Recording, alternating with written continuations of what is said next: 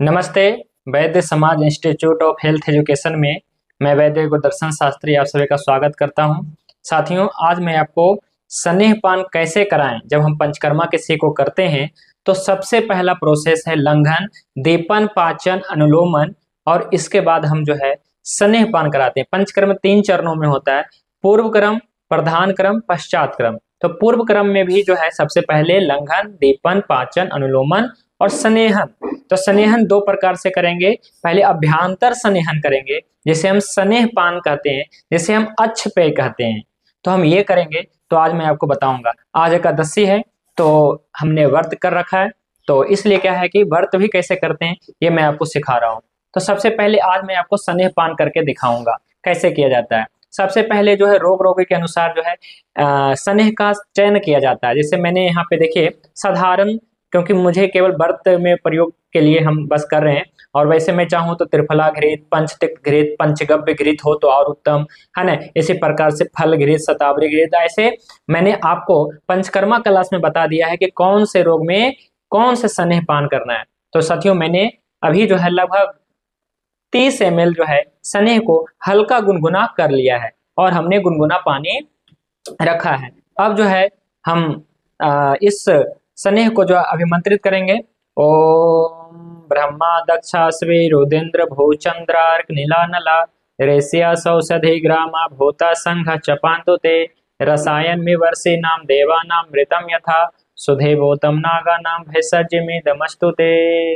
बोलिए ओम नमामि धन्वंतरि आदि देवम। इस प्रकार से जो है इस आशय पवित्र आशय से जो है आपको औषधि को अभिमंत्रित करके रोगी को जो है बोलना है कि आप ये मंत्र को उच्चारण करिए, नमामि धन्वंतरि आदि देवम, और फिर आपको जो है इस स्नेह को जो है औषधि को जो है पिला देना है। तो इस प्रकार से मैं भी अब पी लेता हूँ स्नेह को, और इसके बाद में हल्का 1-2 घुट गुनगुना पानी पियेंगे।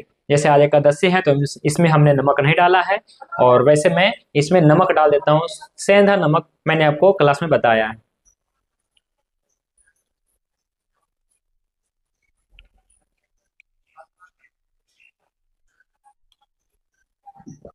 तो साथियों, मैं अक्सर स्नेह पान करता रहता हूँ। स्नेह जो सारो अयम पुरुषा, भगवान धन्वंतरि का आदेश है, स्नेह सारो अयम पुरुषा। यह पुरुष स्नेह के सहारे ही जीवित रहता, स्वस्थ रह पाता है। यदि किसी को प्रॉब्लम है नाभि के नीचे तो सुबह खाली पेट स्नेह पिए। यदि किसी को प्रॉब्लम है गर्दन के ऊपर तो ये रात्रि को सोते समय स्नेह पान करे। और यदि किसी को है ना पेट में समस्या है तो भोजन के बीच में स्नेह का पान करे। ऐसा भगवान धन्वंतरि का आदेश है। तो स्नेह बहुत ही अच्छा, भागवत ऋषि ने भी बताया, तथा तैलम घृतम मधु। घृतम घी का विशेषता है ना, ये बहुत ज्यादा सात्व होता है। बच्चे के लिए भी स्मृतिदायक, बुद्धिदायक, मेधा कांति जनक होता है, शुक्र जनक होता है, रस रक्त मांस में अस्थि मज्जा धातुओं को नरिश करता है। इसलिए क्या है कि स्नेह यानी कि विशेष रूप से इसमें घी ही आता है।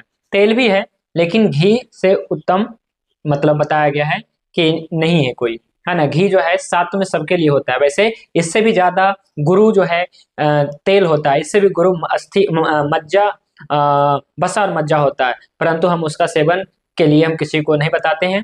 हम जो है घी के बारे में बताते हैं।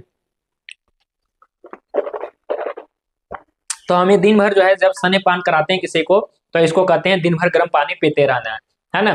तो ये साथियों हमने लघु मात्रा में हमने स्नेह पान किया है ना। लघु मात्रा में हमने किया है। उत्तम मात्रा में 50, मध्यम मात्रा में 50 ml और उत्तम मात्रा में 100 ml आपको स्नेह पान करना पड़ता है। तो इस प्रकार से आज मैं जो है तो स्नेह पान जब करवाते हैं तो हम जो है स्नेह पान पत्रक मैं आप सभी को देता हूं। तो इसमें आपको नोट करना पड़ता है। ये देखिए, मैं अभी देखिए एक पेशेंट है हमारी निर्मला देवी जी, इनका जो है मैं पंचकर्म कर रहा हूं। आज जो इनका चौथा दिन है, तो इसमें 9 दिन का पूरा शेड्यूल रहता है पंचकर्मा में हमारा। तो यहाँ पे देखिए मैंने कल का देखिए मैं आपको दिखाता हूँ, और आज का भी 8 बजे मैं इनको स्नेह पान करा रहा हूँ। आज मैंने 8 बजे से पहले ही स्नेह पान करवा दिया है ना। और आज जो है मैंने 125 ml स्नेह पान करवाया, यानी कि उत्तम स्नेह पान करवा दिया। कल भर करवाएंगे, 5 दिन में स्नेह पान करवाता हूं, और इसके बाद जो है 6ठे दिन, 7वें दिन, 8वें दिन, 9वें दिन अभ्यंग करके स्वेदन करता हूं रोगानुसार, और इसके बाद 9वें दिन ही जो है विरेचन कर्म कर देता हूं। तो इस प्रकार से जो भी साथी पंचकर्मा प्रॉपर क्लासिकल मेथड से सीखना चाहते हैं, बिल्कुल बिगनर हैं तो उनके लिए भी, और जो थोड़ा बहुत कर रहे हैं तो उनके लिए भी, तो आप जो है पंचकर्मा हमसे सीख सकते हैं। या कोई रोगी पंचकर्मा हमसे कराना चाहता है तो आप जो है हमें जो है व्हाट्सअप कर सकते हैं। मैं आपका शेड्यूल बना दूंगा, पहले केस टेकिंग होगा और इसके बाद में आपका शेड्यूल बनाएंगे, ठीक है। और आपको जो है पंचकर्मा का पूरा डिटेल मैं आपको पहले दूंगा, है ना। इसके बाद में आपका जो है पंचकर्मा किया जाएगा। तो स्नेहपान पत्रक के अनुसार आपको स्नेहपान कराना। साथियों, आज मैंने आपको स्नेहपान करके बताया है। तो स्नेह के बारे में जितना भी कहा जाए उतना ही कम है। प्रायः सभी रोग, भगवान धन्वंतरि ने भी कहा है, प्रायः सभी रोग स्नेह साध्य होता है, यानी कि घी तेल से ठीक हो जाता है। बात के 80 रोग ठीक हो जाएंगे, है ना, पित्त के 40 रोग ठीक हो जाएंगे।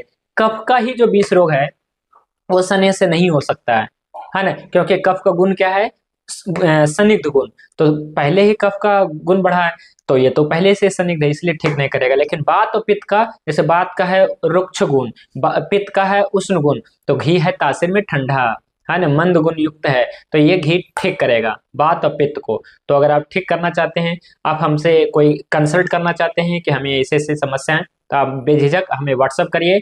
आपको आपका केस टेकिंग करना पड़ेगा। हम ऐसे कोई बीमारी का कोई ऐसा ही उपचार या फिर कोई ऐसा नुस्खा नहीं बताते हैं। आपको प्रॉपर हमसे क्या है कि उपचार लेना पड़ेगा। मैं आपको पूरा बताऊंगा कैसे जो है आपको दिनचर्या में रहना है, कौन से मेडिसिन चलेगा, कौन सा थेरेपी चलेगा, तभी। तो आज के लिए बस इतना ही। मिलते हैं किसी नेक्स्ट वीडियो में किसी अच्छे पंचकर्मा के टॉपिक के साथ, है ना। पंचकर्मा जिनको भी क्लास लेना है या फिर करवाना, हमसे जरूर जुड़िए। धन्यवाद।